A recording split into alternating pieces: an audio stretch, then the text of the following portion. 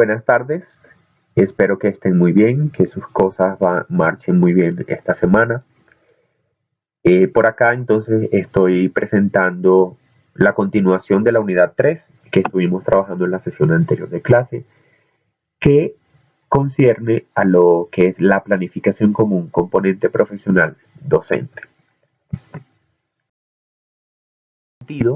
Habíamos definido el trabajo sobre estos tres ejes temáticos. El primero, la tarea de planificar. El segundo, los fines de la planificación curricular. El tercero, los saberes docentes que se pueden expresar mediante el proceso de planificación. Y el cuarto, las experiencias de planificación curricular que ustedes han.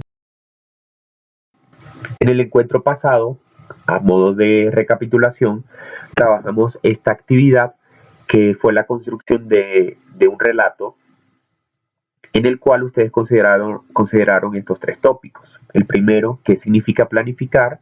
El segundo, qué importancia tiene este proceso. Y el tercero, qué relación consideran ustedes que puede tener la planificación y el currículo.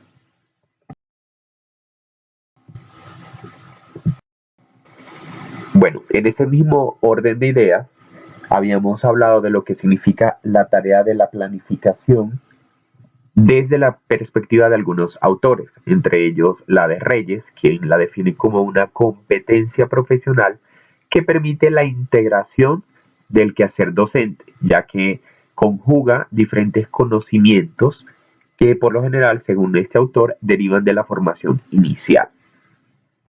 Otras de las referencias que habíamos citado en el encuentro pasado tienen que ver con las ideas de Arteaga y Tapia y de Guzmán y Quimbayo. Para los primeros autores, la experiencia suma elementos interesantes en el proceso de reconocer lo que significa planificar y la consideran como un proceso que se ve afectado por factores externos, es decir, por factores que muchas veces no son considerados en el momento de su diseño. Por su parte, Guzmán y Quimbayo, estos autores, dicen que el escenario educativo también aporta mucho a lo que es esa sabiduría docente en torno a la planificación, pues que va sumando elementos experienciales para que el docente tenga un mejor dominio o manejo de lo que significa esta tarea profesional.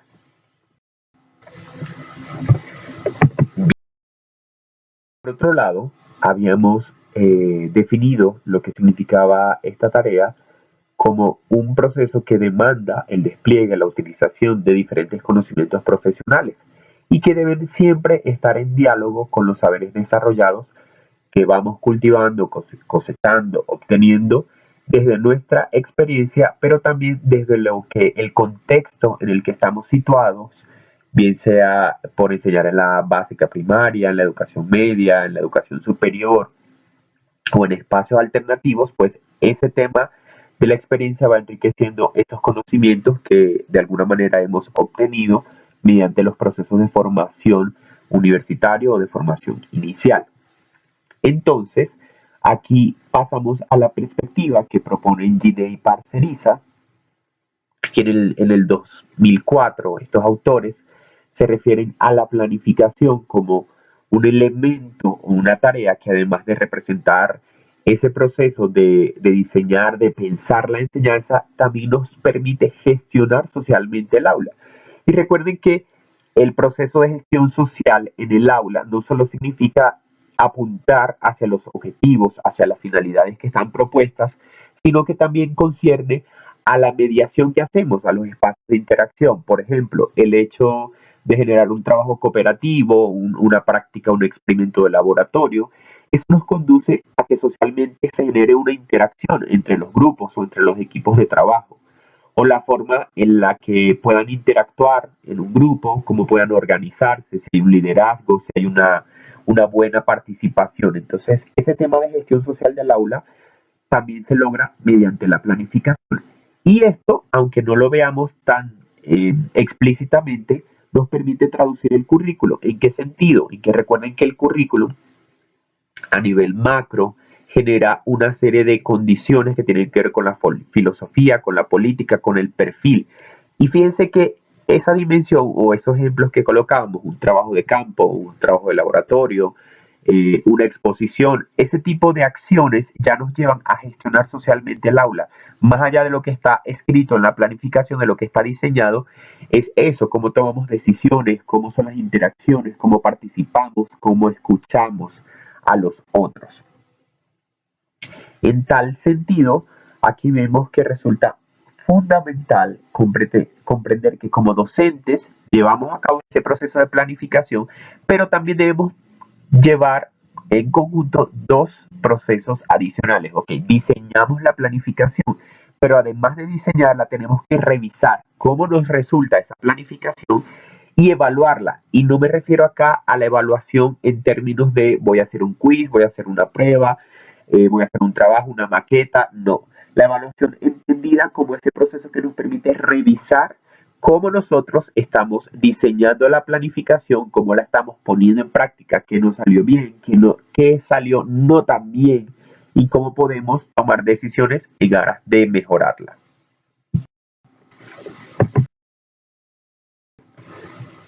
Otro de los aportes interesantes para revisar es el de Schulman en el 2005.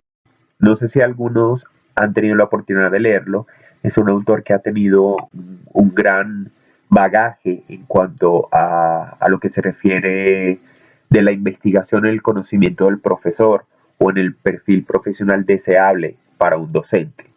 En este caso, Schulman nos habla de los conocimientos indispensables para la enseñanza, es decir, qué debe saber un docente, qué debe saber hacer un docente para poder enseñar eficientemente. Y en este sentido, el referido autor hizo una categorización de esos llamados saberes esenciales para poder enfrentar los desafíos vinculados a la práctica docente. En tal caso, pues muchas veces se ha discutido, bueno, ¿qué necesita, por ejemplo, un docente de biología para enseñar? Sí, necesitamos saber biología, pero también necesitamos unos principios didácticos generales, saber de pedagogía, saber de evaluación, saber de tecnología. Y pues todo ese recorrido, de alguna manera, en nuestra carrera de pregrado, lo hemos avanzado. Ya a este nivel en el que ustedes están de maestría, muchos de esos saberes están consolidados desde la formación inicial.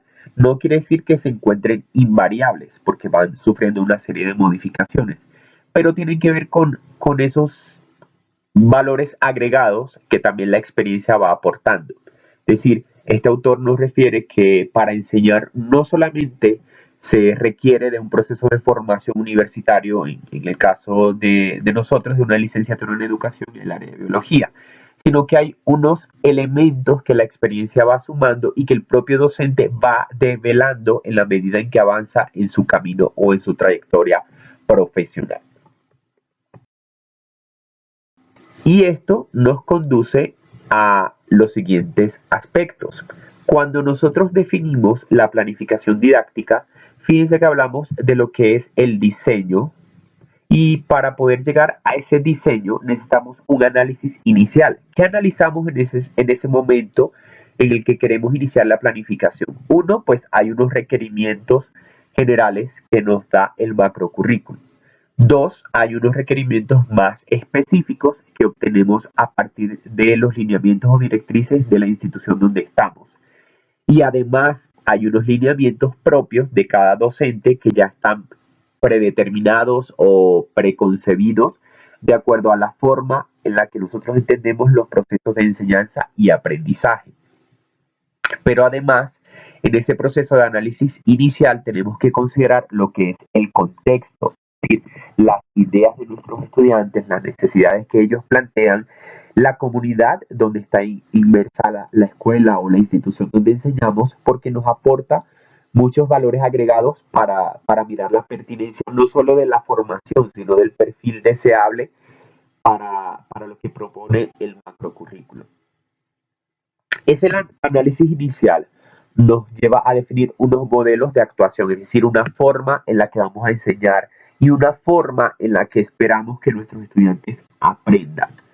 Y esas formas de actuación tienen que ver mucho también con el perfil de egreso. El perfil de egreso general, es decir, lo que está contemplado en el macrocurrículo, pero también un perfil de egreso que es muy particular dependiendo de la institución donde nosotros estemos ubicados.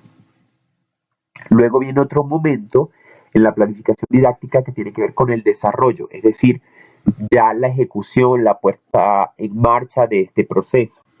Y eso nos conduce posteriormente a lo que es el seguimiento. Es decir, bueno, este fue mi análisis inicial, este fue el diseño de partida, esto fue lo que propuse, cómo me va resultando, cómo me va saliendo. Ejemplo, si una de las propuestas de planificación es hacer un trabajo de campo, pero resulta que ese día llovió y no se pudo llevar a cabo la actividad, entonces hay que darle un seguimiento a eso. Y ese seguimiento solo es posible a través de procesos de evaluación. Recuerden que en clases anteriores hemos hablado de la evaluación no solo en términos de ponderación o de puntuación o de generar una calificación, sino que entendemos la evaluación como un proceso que es continuo, que nos permite determinar los saberes iniciales, el desarrollo del proceso, cuáles son los resultados que vamos obteniendo, cómo podemos mejorarlos y cómo podemos introducir cambios para poder avanzar. Estos elementos pues no son aislados ni consecutivos, así como aparecen representados en la gráfica, pero sí llevan o conducen a un proceso de interacción. Y en ese proceso de interacción es importante la memoria. La memoria no la entendemos como ese bagaje de conocimientos que hemos aprendido y que tenemos en nuestro cerebro, por decirlo así. No. La memoria acá la entendemos como la memoria docente, es decir, lo que hemos considerado significativo en nuestra práctica para enseñar, lo que hemos considerado significativo en el área en que enseñamos y lo que nos parece significativo o esperamos que sea significativo para el estudiante. Y todos esos elementos nos conducen a generar una nueva propuesta, es decir, cuando aplicamos una planificación, esa planificación inicialmente tiene una estructura, pero al llevarla a cabo nos permite definir aspectos mejorables o que deseamos que hayan resultado mejor o queremos fortalecer para un próximo encuentro o una próxima aplicación. Muy bien. Vamos a entender la planeación en términos funcionales y dinamizadores de nuestra propia práctica. En primer lugar, como un proceso administrativo, sí, debemos entregar la planificación y a su vez la planificación responde a un proceso meso, es decir, la planificación a nivel institucional y también un proceso macro. Entonces hay una función administrativa que también cumple esta tarea. Pero además, en términos de la importancia que tiene la planeación, recuerden que nos permite propiciar lo que es el desarrollo, en este caso, de una institución educativa, de cómo dinamizamos lo que ocurre en el aula, las actividades comunes, los encuentros, por ejemplo, culturales, deportivos, recreativos, jornadas científicas, y eso nos permite de alguna manera aprovechar los recursos que tenemos disponibles. Por ejemplo, cuando organizamos una especie de festival o de feria con exposiciones científicas, estamos aprovechando los recursos que se generaron en las diferentes clases, en los diferentes encuentros, y los estamos socializando también con la comunidad. Esto nos lleva a revisar un poco lo que son las metas de trabajo, las metas que hemos alcanzado a través de los procesos de formación, pero también nos da pistas para decir cómo estamos respondiendo a esa finalidad del currículo. Y para llegar a ello, pues yo no soy partidario del tema de la planeación en un enfoque recetario, pero hay que definir una serie de pasos que nos permiten ordenar el 1, 2, 3 de lo que debemos hacer. Y en ese sentido, para poder realizar esa organización, es necesaria una toma de decisiones. Si bien nosotros, como docentes líderes de un área en particular, somos quienes tomamos decisiones en la mayoría de los casos, esas decisiones vienen acompañadas o se asocian a, digamos, aspectos directrices de la institución y que también pueden ser complementarias con el trabajo en equipo a partir de la organización con otros docentes. Entonces, en el caso de esta tarea de planeación, hay cosas, o la mayoría de las cosas, las hacemos por escrito, es decir, en ese diseño, en ese plan que se encuentra estructurado, pero hay otras que van surgiendo en la práctica, en el hacer, que no queda ningún registro. Es decir, tenemos el registro de lo que vamos a hacer, pero por ejemplo, ¿dónde está el registro de cómo nos resultó la planeación o la planificación? Hay algunos formatos, no sé si ustedes los han manejado, que tienen que ver con sí, ese seguimiento, esa revisión, ese aporte de observaciones sobre la planeación. Y en ese caso, para poder realizar aportes o observaciones, es necesario verificar si nuestros propósitos, nuestros objetivos y nuestras estrategias se han alcanzado o en qué medida se han logrado tras el desarrollo del proceso que hemos planificado. Como habíamos comentado en el apartado anterior, pues recuerden que hay una serie de conocimientos que intervienen en lo que es la planificación. Y aquí nos vamos a detener en analizar un poco las ideas que propone Balbuena en el 2007. Este autor hace una descripción de todas las categorías que desde su perspectiva integran lo que es el conocimiento profesional docente. La primera categoría es llamada conocimiento disciplinar, que se refiere a los contenidos específicos de la materia de enseñanza, en este caso de biología, es decir, lo que un docente debe saber de biología celular, genética, evolución, ecología, botánica, entre otros, para poder llevar a cabo ese contenido. Otra de las formas a las que se refiere el autor es el conocimiento pedagógico. Recuerden que el conocimiento pedagógico pues nos habla de esas teorías pedagógicas generales, estrategias didácticas generales como un mapa conceptual, un mapa mental, pero además de cómo las adaptamos a la naturaleza de nuestro conocimiento, en este caso el conocimiento en biología. Para esto también debemos incluir algunos aspectos como las formas de aprendizaje de cada uno de los estudiantes, es decir, la manera en la que aprenden, si son visuales, si aprenden haciendo, si son más kinestésicos, es decir, las diferentes formas que hay de aprender. Y por supuesto, la forma que tiene el docente para poder administrar el aula. Seguidamente, vamos a conseguir la categoría de conocimiento didáctico del contenido. Aquí, el resultado de la vinculación entre el conocimiento disciplinar y el conocimiento pedagógico es lo que nos permite integrar esa dimensión curricular y la dimensión didáctica, es decir, lo que sabemos de biología y lo que sabemos de pedagogía, de didáctica en general, de evaluación y de los diferentes procesos para poder transponer, para poder llevar al aula nuestros conocimientos. Luego tenemos el conocimiento del contexto. Esta categoría nos habla de aquellas características sociales, educativas, culturales, políticas, económicas y que a lo largo del tiempo se van presentando en el lugar donde nosotros desarrollamos nuestra enseñanza. El conocimiento del contexto muchas veces es un conocimiento que pasa desapercibido, entre comillas, en el sentido en que no aparece de pronto escrito en la planificación, sino más allá del tiempo y del espacio, pero esas condiciones o esas características sociales, culturales, que afectan o que influyen desde la comunidad, muchas veces hacen parte del currículo oculto, como lo decíamos en la unidad 1, porque están allí, afectan el proceso de enseñanza, pero prácticamente es difícil considerarlas. Una siguiente categoría del conocimiento profesional docente se refiere al metaconocimiento, es decir, el conocimiento que un docente tiene sobre la naturaleza de los conocimientos anteriores, es decir, cómo se genera el conocimiento biológico, el pedagógico, del contexto.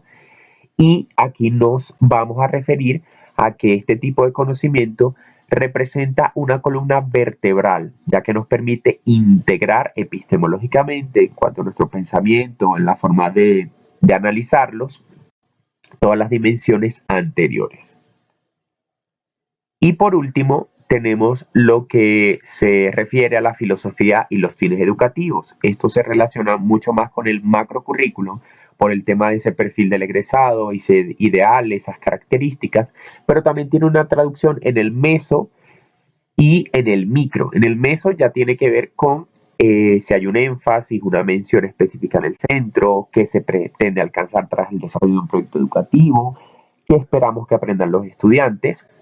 Y En lo más específico de la planificación, tiene que ver con los objetivos, las habilidades, las competencias que se puedan abordar desde una clase en particular. Bien, estas categorías de conocimiento de alguna manera se hacen visibles a través de lo que es la planificación, sobre todo en el diseño, pero mucho más en la acción, es decir, en la aplicación de ese proceso de diseño, que más adelante vamos a ver cómo puede estar inmersas cada una de esas categorías en ese ejercicio que ustedes hicieron de poder revisar o de poder incluir una planificación que hayan diseñado, bien sea que la hayan aplicado o no. Bueno, situados en lo anterior, podemos decir que la planificación tiene dos dimensiones, o sea, dos dimensiones que de alguna manera no vemos separadas, sino que más bien son complementarias. Vemos la planificación o la entendemos la planificación desde el diseño, desde lo que plasmamos en un programa de una clase, en un plan de clase, pero también tenemos que ver esa misma planificación en la acción, es decir, cómo nos resulta lo que hemos planificado. En tal sentido, recordemos que la planificación en el diseño la podemos ver en el macro, en el meso y en el microcurrículo, es decir, lo que está plasmado en un diseño curricular, lo que está plasmado, lo que está escrito, por ejemplo, en el perfil del egresado de una institución de educación media con alguna mención, y lo que está escrito en un plan de clase. Fíjense que allí estamos viendo la planificación desde el diseño, desde lo que es la propuesta. Sin embargo, esa misma planificación la tenemos que ver como un mecanismo de acción, es decir, cómo hago vida eso que está escrito en el macrocurrículum, en el meso y en el microcurrículum. Por eso debemos entender que cuando hablamos de la planificación, no debemos referirnos estrictamente en el sentido a lo que está escrito en un plan de clase, sino a lo que se desarrolla, cómo se ejecuta, los resultados que vamos obteniendo. Y eso nos permite también desarrollar una perspectiva integradora para poder revisar no solamente lo que pensamos que queríamos hacer en una clase, sino cómo resultó lo que habíamos pensado que queríamos hacer en esa clase y qué podemos hacer para mejorarlo. Eso también nos va a dar una proyección en lo que serían los ajustes o las mejoras para próximas oportunidades poder aplicar esa planificación. Bien, entonces, como se trata de tomar decisiones, porque la planificación nos lleva a una toma de decisiones, Delgado nos habla de algunos momentos en los que debemos tomar decisiones. Y se refiere a decisiones preactivas, que son las que tomamos en lo que entendemos a la planificación como el diseño, decisiones interactivas, que son aquellas que van surgiendo durante la intervención, durante el desarrollo de la planificación, y decisiones post-activas que surgen a partir de la evaluación. Aquí yo quiero hacer un paréntesis porque quiero resaltar lo que decía antes. La evaluación no entendida como un proceso final, como una verificación del producto, sino la evaluación a lo largo de la intervención y también desde el proceso de planificación. Por eso nos debe dar luces en todo momento para poder mejorar y tomar decisiones favorables en el proceso educativo. Entonces, fíjense, planificar también lo podemos entender como una forma de tomar decisiones todo el tiempo, decidir qué recursos vamos a utilizar, cuánto tiempo vamos a dedicar, qué tipo de estrategia vamos a implementar, cómo vamos a organizar el aula, cómo si van a trabajar en forma individual, en grupos. Hay una serie de decisiones que constantemente debemos tomar al momento de diseñar una planificación, de ejecutarla y sobre todo de revisarla para posibles cambios, como nos propone entonces en esta perspectiva Delgado. Bueno, la intervención didáctica en esas mismas decisiones es considerada por Guillamón y colaboradores en el 2021 como esas decisiones vinculadas, uno, a una programación didáctica que nos permite definir la secuenciación, el orden de los contenidos, de los aprendizajes, de las estrategias. La metodología didáctica vinculada a las decisiones interactivas nos permite definir cuáles son nuestras estrategias de enseñanza, de aprendizaje, qué técnicas vamos a utilizar para registrar información, para evaluar cuáles son los estilos de aprendizaje y qué recursos vamos a utilizar. Digamos, eso en cuanto a lo tradicional. Pero lo emergente que nos aporta la planificación tiene que ver con las metodologías que utilizamos y los modelos pedagógicos que nos permiten hacer vida lo anterior. Recordando también que no necesariamente un docente debe estar anclado o definido a un modelo pedagógico único, sino que hace parte de su identidad profesional poder estar constantemente en esa construcción o en ese vaivén de poder definir elementos de diferentes modelos pedagógicos. Y las decisiones posactivas que tienen que ver con la evaluación del proceso, y fíjense lo que decía antes, del proceso, es decir, no solo del producto, lo que nos permite realizar algunos ajustes, adecuaciones a la planificación desde el diseño, para que las acciones que ejecutemos pues sean consecuentes y vayan mejorando en función de esa realidad del contexto en la cual la hemos aplicado. Bueno, por otro lado, vamos a hablar de algunos factores que influyen en el proceso de enseñanza y aprendizaje, de acuerdo a esta propuesta de Viciana en el 2001. Bueno, entre esos factores aparece la formación inicial, que en este caso aparece indicada como conocimientos previos. Esos conocimientos previos no solo resultan de los procesos de formación a nivel universitario, sino esas preconcepciones, esas ideas que se gestan desde lo que es la formación en la escuela, en los primeros años de educación, incluso en la educación no formal. Sobre esto también incide lo que son las experiencias docentes, es decir, cómo como estudiantes incluso hemos percibido a nuestros docentes y cómo desde nuestra experiencia también nos hemos desarrollado en esa perspectiva. La motivación personal, es decir, aquellos factores que nos impulsan intrínseca o extrínsecamente a poder desarrollar nuestro quehacer. Otra de las dimensiones tiene que ver con la concepción sobre la materia, en este caso, lo que entendemos por biología, cómo la concebimos, cómo la pensamos, cómo la traducimos también en acciones, si la consideramos mucho más experimental, más empírica, más conceptual, más teórica o más integral. Entonces todas estas visiones de la ciencia, del saber científico también influyen sobre nuestros procesos de planificación. Y por supuesto, las concepciones de los estudiantes, cómo piensan, qué creen, cómo perciben también el área que enseñamos y cómo perciben la educación en general. Fíjense que todos estos factores apuntan hacia el docente porque finalmente es la persona encargada de poder dinamizar la enseñanza y aprendizaje, por más que en un macro currículo haya algunas directrices y como siempre lo recuerdo, el docente como administrador curricular es quien hace vida todas esas directrices. Entonces de allí también la relevancia que tiene desde su accionar.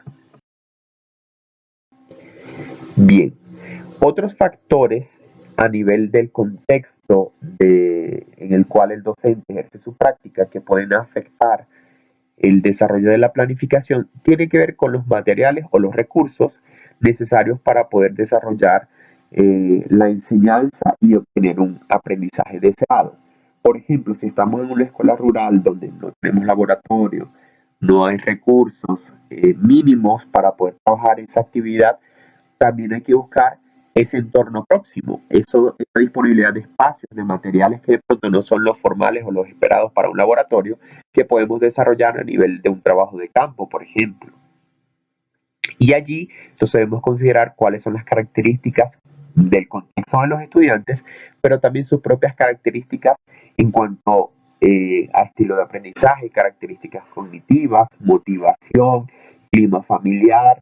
Es decir, es un compendio de acciones y de elementos sustanciales que no podemos de pronto recopilar en una clase, pero con ese pasar el tiempo, ir conociendo a nuestros estudiantes, podemos también caracterizarlos tanto en la parte contextual como en la parte cognitiva. Y por supuesto la ubicación, porque nuestro contexto responde a unas características muy particulares de cuándo enseñamos, de quiénes son los que aprenden en ese momento, quiénes hacen parte del equipo de formación de la institución. Entonces, por eso también resulta fundamental el lugar donde es, no más allá de la parte geográfica, que sí afecta, pero el lugar en cuanto a sus características sociales. Bueno, y en este caso, pues vamos a entender la planificación como un péndulo, es decir, hay un enfoque pendular que nos habla o que nos lleva a mirar lo que es el producto y lo que es el proceso. Cuando tenemos un producto, entonces miramos el contenido, la intervención del profesor y ese péndulo se mueve al otro extremo para mirar el proceso, la motivación, la intervención del estudiante, las relaciones e interacciones que sostiene. Entonces, estos elementos se pueden ver en forma procesual o en forma de producto y nos llevan a revisar lo que es la evolución. Cuando el producto difiere del proceso, tenemos que revisar qué está pasando en términos de interacción. Lo ideal sería que nuestro producto, lo que obtenemos, sea resultado también de aquellos elementos que hemos incorporado a la planificación, no tanto en el diseño, sino también en la acción y que le hemos dado un proceso de seguimiento. Igual, al contrario, cuando el producto es menor que el proceso, tenemos que revisar o si el producto no responde realmente a lo que nosotros queríamos alcanzar tras el desarrollo de la planificación. Entonces este modelo pendular nos permite a revisar constantemente cómo es esa interacción del producto que vamos obteniendo tras el desarrollo de la planificación frente al proceso que hemos desarrollado. Bueno, aquí vamos a llegar a un concepto que recientemente, diríamos, 20, 30, 40 años, se ha hablado en el ámbito educativo, que tiene que ver con las competencias. ¿Ok? Recuerden que las competencias se caracterizan como actuaciones integrales e integradoras, porque nos permiten vincular el saber ser, es decir, lo que somos como personas, cómo interactuamos, cómo nos relacionamos, nuestros propios valores humanos y esa capacidad comunicativa y asertiva que podemos tener o no. El saber conocer tiene que ver con los procesos cognitivos y el saber hacer que tiene que ver con lo procedimental.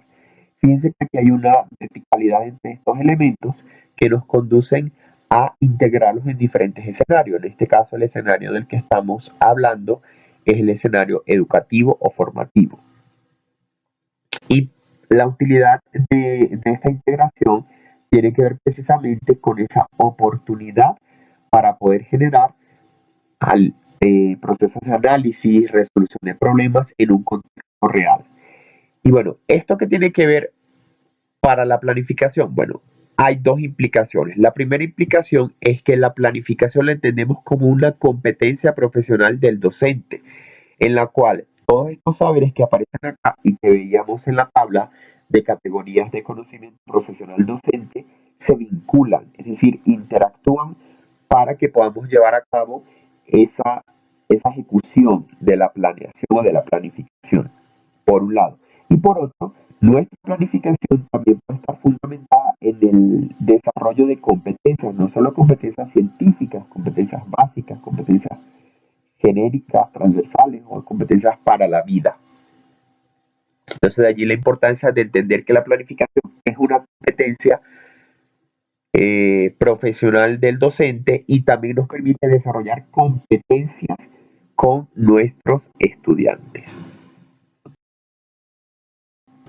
Entonces, aquí y según las metas también proyectadas por la UNESCO, recuerden que una competencia está basada en este triángulo en el que se encuentran actitudes, conocimientos y habilidades. Y nos habla de la pertinencia también, que nos puede facilitar el reconocer estas tres dimensiones en el perfil. Hay currículos donde, bueno, el perfil se inclina solo por los conocimientos que debe adquirir una persona y el tema de las actitudes, sobre todo las actitudes más que las habilidades, pueda quedar desapercibido o bajo la mesa o ser parte de un currículo oculto. Entonces, por eso es importante que cuando miremos los diseños curriculares veamos que promuevan, sí, el aprendizaje de contenidos, el aprendizaje de procesos, pero también que esas habilidades permitan al estudiante poder resolver problemas complejos en situaciones reales. Y por supuesto, de nada nos sirve que un estudiante aprenda muy bien conceptos de biología celular, genética, botánica, entre otros, si sus actitudes no son adecuadas. Por ejemplo, si no tiene asertividad al momento de comunicarse, empatía, tolerancia, respeto, ese tipo de actitudes que se evidencian a través del trabajo, pues también son importantes que nosotros las incluyamos en ese proceso de analizar y de revisar la planificación.